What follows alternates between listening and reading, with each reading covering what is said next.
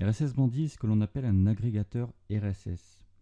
C'est-à-dire que c'est un outil qui va permettre la catégorisation en fait, de flux d'informations RSS par thématique et donc la synchronisation à intervalles réguliers définis par vous-même de synchronisation donc avec les flux, avec les sources desquelles il va tirer ces informations.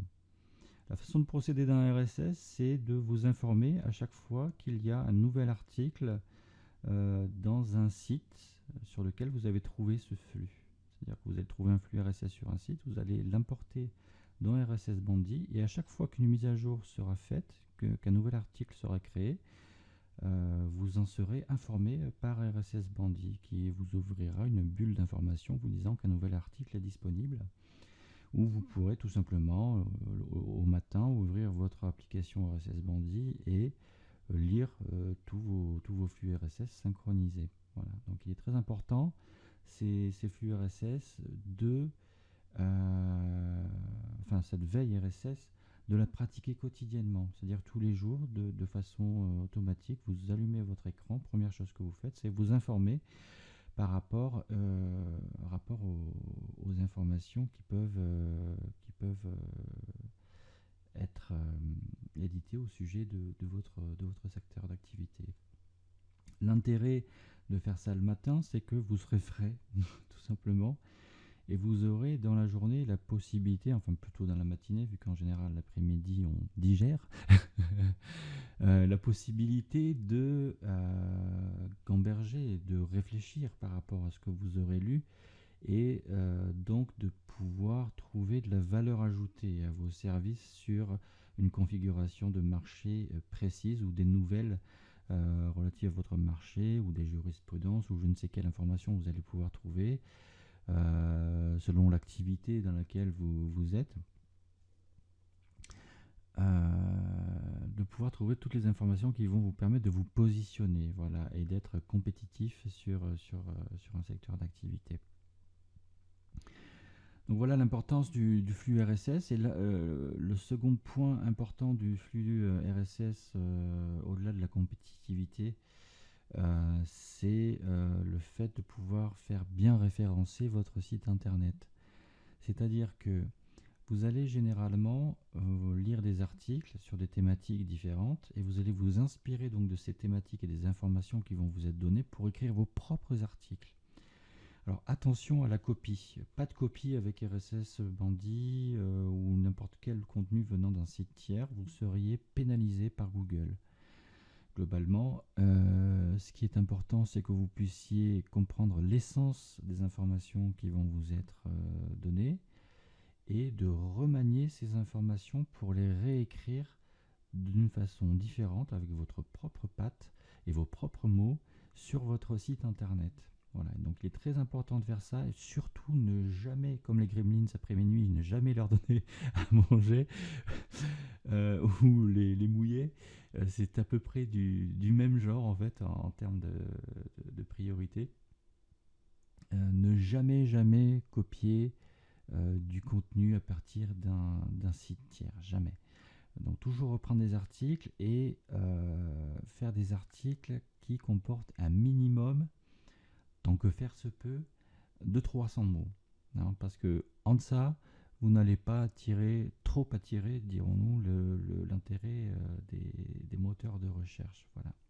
Donc il est important d'avoir des articles originaux et qui soient de plus de 300 mots. Donc on verra ultérieurement comment optimiser ces articles et comment écrire pour le référencement naturel. Donc pour l'instant, on va voir comment ajouter un flux RSS et donc une catégorie qui va être créée lorsque l'on va créer notre premier flux dans RSS Bandit. Donc on va aller par exemple sur le site de 01net que je prends en général comme référence pour l'explication d'RSS Bandit, enfin l'explication de fonctionnement d'RSS Bandit.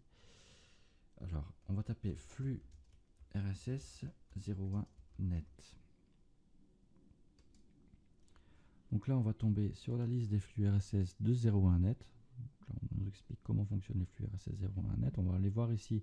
Les flux RSS en général sur un site se trouvent en pied de page ou parfois dans la barre d'adresse vous aurez une petite icône RSS comme celle-ci en fait. Et donc vous pourrez cliquer dessus, accéder au RSS, ou sinon en général ça se trouve dans les barres latérales, vous voyez comme celle-ci en fait, hein, où on a toutes les informations récurrentes du site en fait, hein, tous les derniers articles, etc. Donc en général dans ces barres là on peut trouver le flux RSS, ou en pied de page en général on le trouve également. Donc on va cliquer ici par exemple sur tous nos flux RSS, on va aller dans les flux d'actualité, donc on clique sur voir tous les flux. Voilà, donc là on nous propose plusieurs flux en fait sur des thématiques différentes.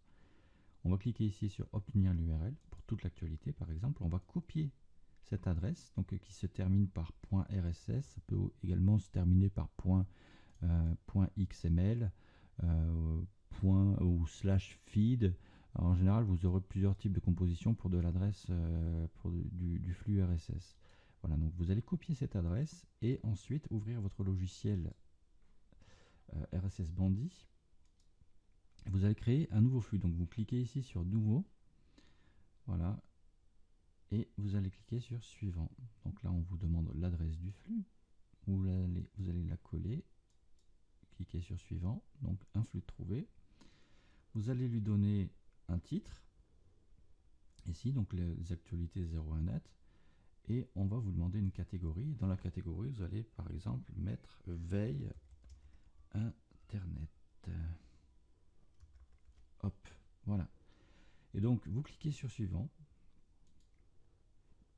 Nom d'utilisateur et mot de passe, vous n'avez pas à les renseigner. Ici, vous pouvez donc agir sur plusieurs, réglages. Donc, pour activer la fenêtre d'alerte lors de la réception des nouvelles entrées, là, vous allez la cliquer, marquer les entrées comme lues sur mes flux existants.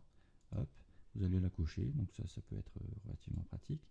Vous pouvez avoir donc ici un temps de synchronisation en fait de 15 minutes ou de 0 en fait, hein, vous allez faire les synchros de façon, enfin dans une durée inférieure à 15 minutes. Donc 15 minutes en général, voilà, c'est le temps de synchro qui va bien pour du flux. En général, vous n'aurez pas une activité ultra démente sur les sites sur lesquels vous serez inscrit. Donc supprimez les entrées plus vieilles qu'un trimestre. Donc là vous pouvez choisir un jour, 2 jours, 3 jours, etc. Donc ça vous supprimera les informations qui seront plus vieilles que les temps donnés ici. Donc ensuite vous cliquez sur suivant. Ici vous n'avez rien à définir en fait, hein, pour la feuille de style du formateur, le formateur personnalisé. Vous cliquez sur suivant. Et voilà. Hop, terminé. Et vous voyez qu'ici vous avez donc une catégorie veille internet qui vient de s'afficher avec le nombre total de news à l'intérieur. Donc ce sont les nombres, enfin c'est le nombre de news relatifs au flux que l'on vient d'ajouter, donc 01net actualité. Nous avons 25 news qui défilent. Donc ensuite toutes ces news là, eh bien je vais pouvoir naviguer à l'intérieur pour pouvoir voir donc les articles correspondants. Voilà, donc là je vais cliquer et à chaque fois j'aurai donc mon article avec mon titre, etc. Je pourrais donc aller voir l'article en cliquant sur son lien juste ici. Aller voir l'intégralité de l'article. En général, dans un agrégateur RSS, vous n'allez pas avoir la permission de voir l'intégralité d'un flux. Parce qu'en général, les éditeurs de contenu de flux RSS, donc ceux qui utilisent le RSS, ne permettent pas ce genre de choses là parce que la copie a été une grande problématique en fait, surtout pour le référencement et la gestion de l'autorité en fait des sources en fait, hein, qui est à l'origine d'une source, etc. a été une réelle problématique. Donc en ce sens là, des restrictions ont été mises sur ces contenus en fait. Maintenant on a des résumés et vous allez pouvoir donc cliquer et accéder aux pages relatives aux articles. Voilà. L'intérêt de RSS Bandit, c'est que vous allez avoir tout en un seul endroit et que vous allez pouvoir donc faire votre news et voir ce qui vous intéresse de façon très synthétique. Voilà comment est-ce que l'on opère à une veille Internet avec RSS Bandit. Donc ensuite, quand vous allez chercher des flux RSS, vous allez en général taper flux RSS droit de la construction. Par exemple, si vous voulez créer une catégorie droit de la construction, vous allez voir ce que vous avez en résultat avec Google. Voilà, on a JurisGuide ici par exemple, un fil RSS en droit. On va cliquer sur JurisGuide, on va essayer de trouver le flux RSS sur la page. Voilà, donc en général, en fin de page, non, fin de page, on ne l'a pas non plus. On est carrément dans le fil RSS là, je crois. Non, enfin, on l'a pas de visu vraiment net en fait. Ce flux RSS, donc on a la catégorie article, mais pas la gestion du flux RSS. Donc qu'importe, on va retourner ailleurs. On va par exemple aller sur l'édition législative. Et là, on a plusieurs catégories sur le social, les assurances, action sociale, etc. Construction et urbanisme. Ici, par exemple, hop, on va cliquer sur notre petite icône. Et voilà, là, on a un guide signalétique accessible à tous, la conversation préemptée sous le regard du juge judiciaire, etc. etc. Donc, un nombre d'informations qui vont être importantes pour nous pour pouvoir créer de l'article, de l'avis sur notre site et générer du trafic sur notre site. Parce qu'à partir du moment où l'on va créer des articles qui représentent un certain intérêt pour vos visiteurs potentiels, vous allez augmenter de toute façon votre positionnement dans les moteurs de recherche et votre trafic sur site. Donc voilà l'intérêt de la veille avec un outil d'agrégation RSS. Voilà.